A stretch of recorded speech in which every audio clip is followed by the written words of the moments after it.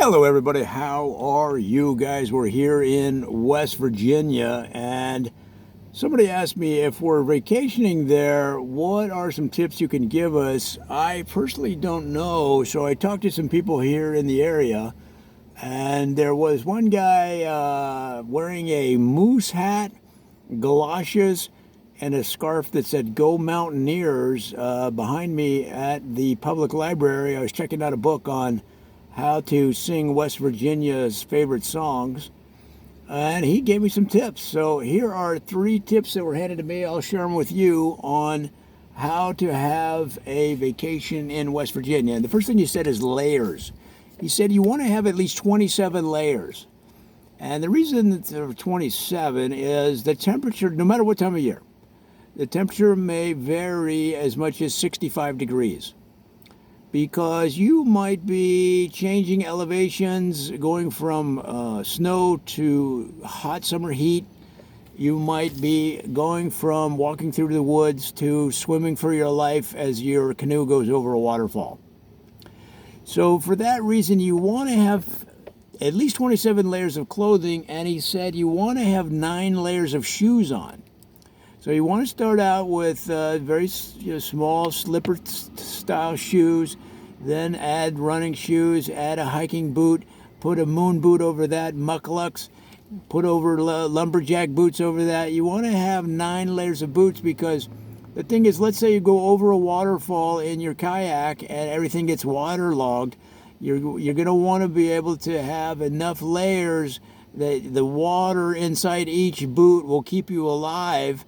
When you start to hike out of there, you're not going to be able to swim out of there. You're going to have to hike out of there, and all of those extra boots will carry the water that you need to stay alive. Just sling it over your shoulder and carry it with you as you hike to freedom.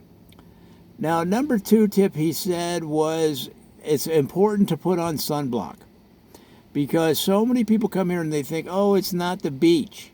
Guys, the sun in West Virginia is much closer than you think. Because of the shape of the earth, West Virginia sticks up above the other states around here by a good mile. So it's that much closer to the sun. It's almost as high as Colorado, guys. So if you don't put on sunblock, you're going to get toasted.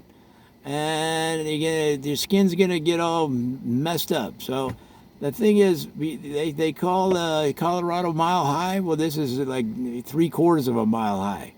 So put on that sunblock. All right, so tip number 3, this guy told me, and again, right, this is somebody at the public library.